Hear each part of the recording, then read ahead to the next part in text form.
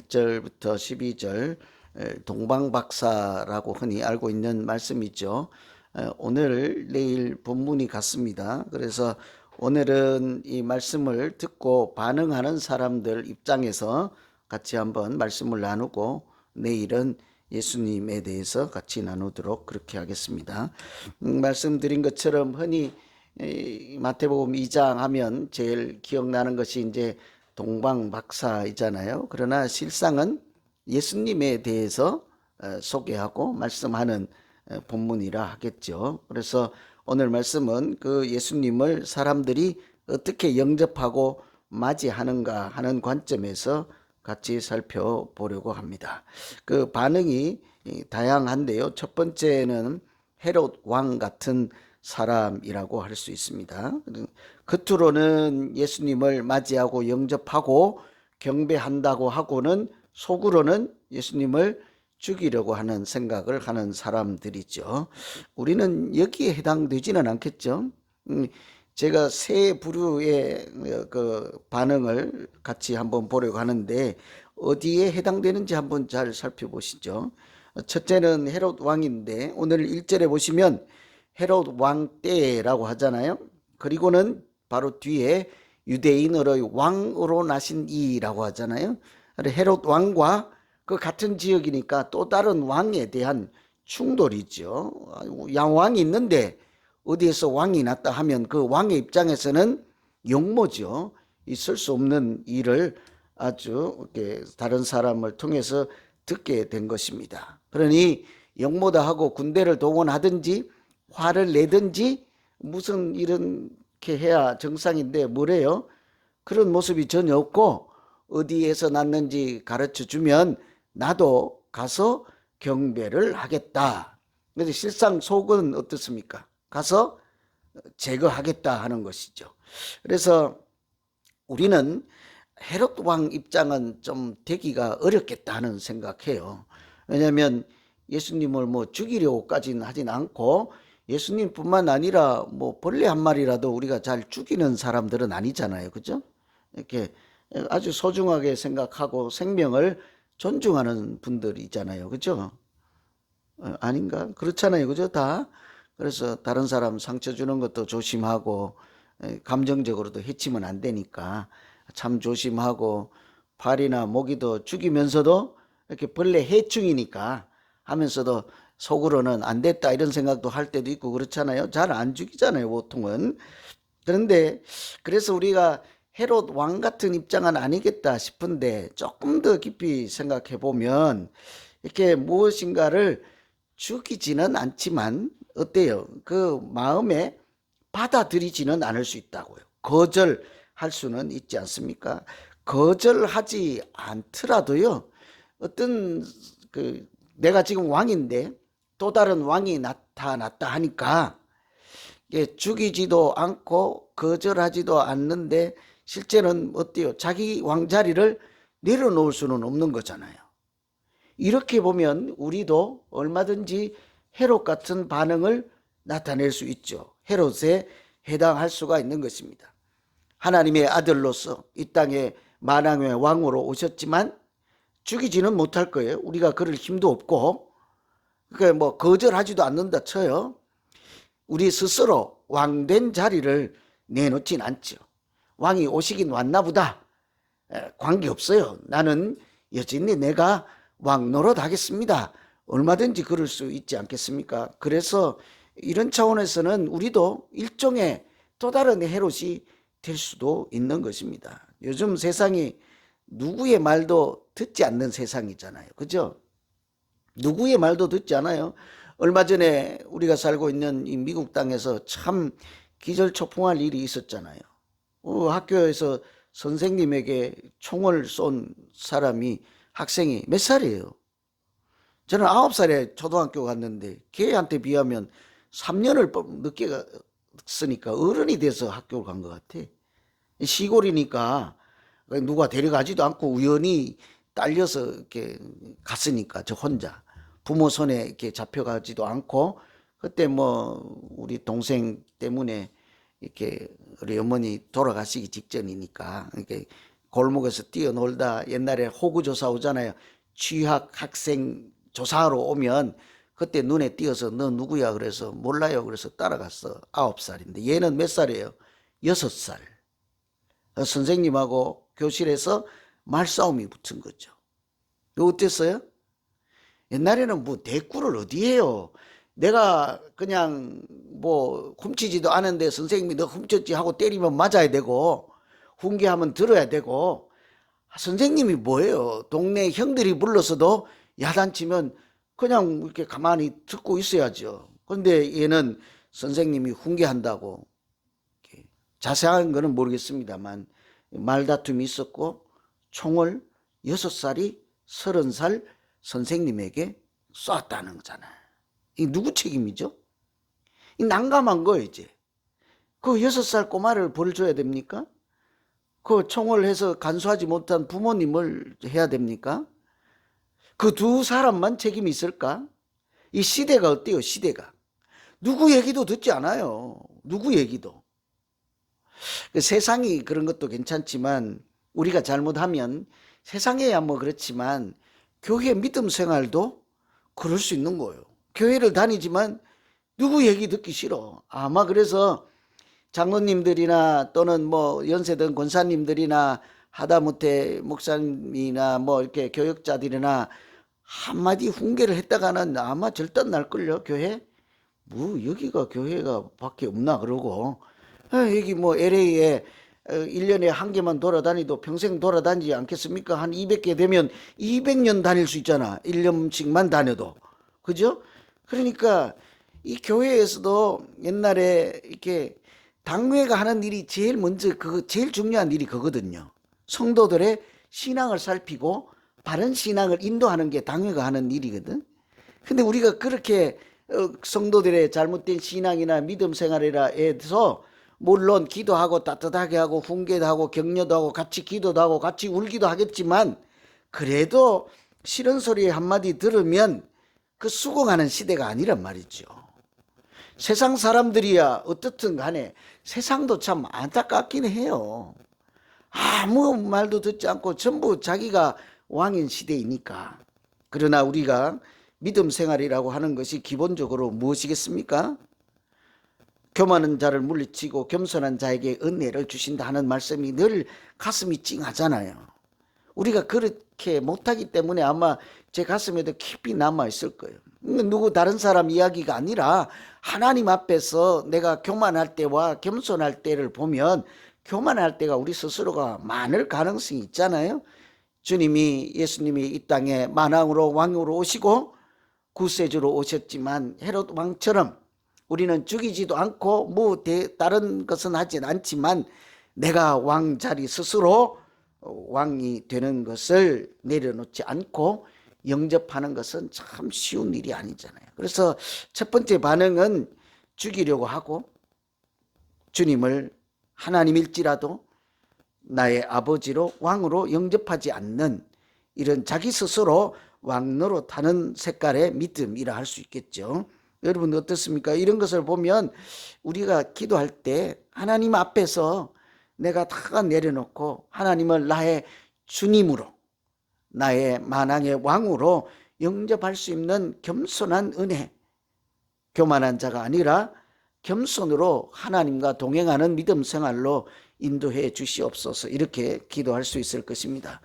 두 번째는요, 대제사장과 서기관인데 이 사람들은 어때요? 너무 잘 아는 사람이에요. 누구를요? 예수님에 대해서, 하나님에 대해서, 성경에 대해서 너무너무 잘 알아요. 그런데 문제는 뭐예요? 동방박사들이 예수님이 어디서 태어날까요? 하니까 조금도 망설이지 않고 어디 가보세요 하잖아요. 성경에 이미 다 알고 있기 때문이죠. 그들이 메시아가 오면 어디로 오시겠다, 어떤 분이겠다, 하나님은 어떤 분이다 너무너무 잘 알고 있지요. 그런데 헤롯 왕은 속으로는 죽이겠지만 그래도 나도 가서 경배했다 하고 거짓말이라도 하잖아요. 이 사람은 그냥 대놓고 너무너무 잘 알기는 아는데 뭐래요? 너 나가서 경배해, 나는 바쁘다, 이런 식이죠. 너무 잘 알기는 하지만 마음으로 하나님을 영접하지 않는 사람이라 할 수 있겠습니다. 제가 생각할 때 우리 예수 믿는 사람들이 가장 많이 해당되는 부분이 이 두 번째 그룹이지 않을까. 우리 잘 알잖아요. 성경을 메뚜하시고 여기서 다 판서하신 분, 베껴 쓰신 분들도 있고 기도도 많이 하시고 뭐 잘 알잖아요. 그죠? 너무 하나님에 대해서 잘 알죠. 예수님이 그리스도인 것도 잘 알고요. 십자가에 달리신 것도 알고요. 이렇게 보혈 찬양도 열심히 부르고요. 그런데 어때요? 우리가 정말로 하나님을, 나의 예수 그리스도를 나의 구세주로 하나님의 아들로 영접해서 우리가 찬양할 만왕의 왕이다 하고 내가 주를 사랑하나이다 하고 진심으로 경배하는 일에 우리가 얼마나 이렇게 마음과 정성과 뜻을 다하는지를 늘 살펴야 하지 않겠습니까? 알면서도 찬양하지 않고 알면서도 경배하지 않을 그런 우를 범할 수가 있기 때문이죠. 그래서 우리가 예배드리는 일이 참 귀한 일이다. 믿음의 기본이라 할 수 있겠잖아요. 교회가 존재하고 우리 믿음 생활에 가장 1번으로 항상 해야 되는 것은 선교도 중요하고 봉사도 중요하고 교육도 중요하지만 가장 첫 번째는 예배 공동체인 거예요. 그래서 항상 두세 사람이 모여도 해야 될 일은 하나님께 예배 드리는 일이에요. 그런데 교회에서 어느 순간부터 자꾸 어때요? 모이면 예배 드립시다 하면 어때요? 밥 먹고 합시다 이러잖아요. 그죠? 예배 조금 길어지면 어때요? 빨리 끝내요. 12시. 그래서 늘 저는 주일날 되면 저 시계가 무서워. 한 1분 넘어가면 벌써 콩닥콩닥 해요. 한 5분 되면 이제 난리 나는 거예요. 오늘 저 나가다가 뒤에서 누가 몰아가면 어떡하지 하고 그때는 열로 나갈까 싶은 생각도 좀 들기도 하고. 그지? 이게 예배 드리는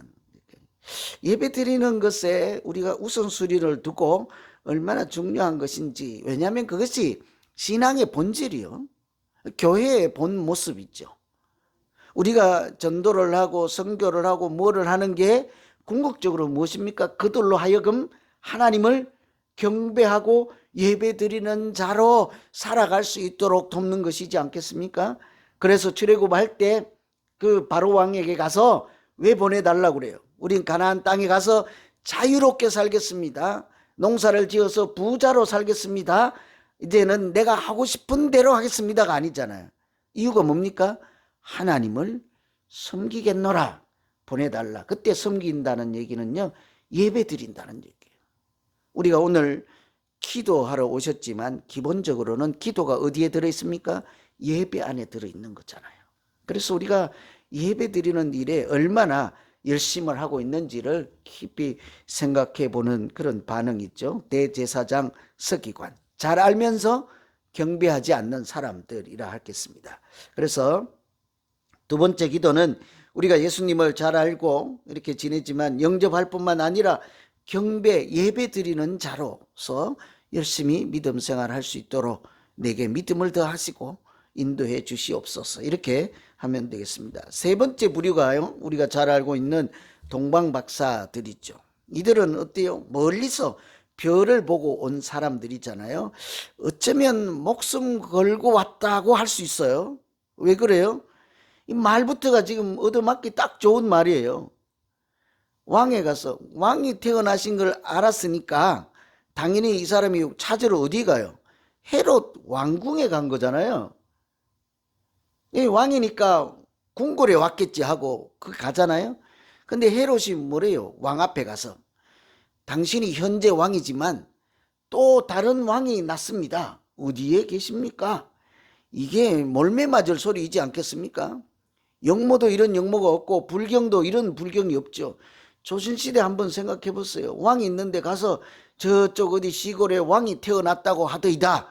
그 목숨을 부지할 수가 없지요. 목숨 걸고 사실은 유대인의 왕, 우리들의 왕이 났으니 내가 가서 경배하겠습니다 하면 이런 적이 없는 거예요. 어쩌면 목숨 걸고 하나님을 예배하러 온 사람이라 할 수 있겠죠. 가장 귀한 것들을 하나님께 드리고 예배 드리는 자로, 그렇게 집에 갈 때는 자기들이 위협하다는 사실을 알고 예정된 길이 아닌 다시 숨어서 도피하는 듯이 도망가듯이 돌아가야만 했던 사람들이죠. 그래서 우리가 마땅히 가야 될 부분이 동방박사들의 자취잖아요. 그들을 따라 해야 되겠지만 쉬운 건 아니에요. 우리가 목숨 걸고 예배 드리겠습니까? 옛날에 로마 카타콤이나 이렇게 무덤 속 지하잖아요. 이런 데나 또는 수도원 같은 데 가보면, 유럽에 가보면 아주 절벽 위에 보이지도 않는 그 산 속에 그 바위 절벽 위에 이렇게 수도원 해놓고 밧줄 타고 올라가서 밧줄 걷어버리면 올라오지도 못하는 그런 곳에 가서 믿음을 지키겠다 하는 그런 분들이나, 대한민국에 이렇게 쇄국 정책을 하고 외세가 들어오는 것을 막을 때 천주교가 시작되어서 들어왔던 그 믿음의 사람들이 절두산에서 자기 목이 날아가는 그 상황에서도 우리가 하나님을 경배할 만한 거죠. 사도 바울이 여기 감옥에 들어가서 갇혀 있을 때 거기서도 밤중에 기도하고 하나님께 경배하는 이런 많은 믿음의 선조들이 있지 않습니까? 우리가 어떤 형편에서도 하나님께 예배하는 것을 사모하고 이것이 정말 내 인생에서 가장 귀한 일이고 꼭 해야 되는 일이다, 이런 정도로 우리가 동방박사들처럼 가장 귀한 것도 드리고 시간도 드리고 마음도 드리고 위험에도 불구하고 하나님의 사람으로 살아갈 수 있겠는가? 세 부류 반응을 말씀드렸습니다. 겉으로는 이렇게 아멘하고 속으로는 오히려 교만한 자리에 앉아있는 사람이죠. 알지만 마음으로 경배하지 않는 경우죠. 위험에도 불구하고 하나님의 사람으로 살아가는 것을 귀하게 여기고 오늘 또 그 하나님의 자녀로 살아가는 길에 이탈하지 않고 믿음의 본분을 지키는 세 부류의 사람들을 살펴보았습니다. 우리 모습이 세계 다 있을 거예요. 우리 가운데 어디에만 다 국한된 것이 아니라. 그러나 자연스럽게 마땅히 가야 할 길은 우리의 양심이 알지 않겠습니까? 그래서 오늘 이 말씀 의지해서 기도할 때 하나님, 내가 스스로 왕되고자 하는 것 교만은 내려놓게 하시고 아는 만큼 하나님과 잘 동행하게 하시고 또 때로는 위험하고 어렵지만 믿음을 지키고 예배드리는 일에 열심을 낼 수 있도록 내게 은혜를 충만케 하시고 성령이 충만케 하시고 불쌍히 여겨 주시옵소서.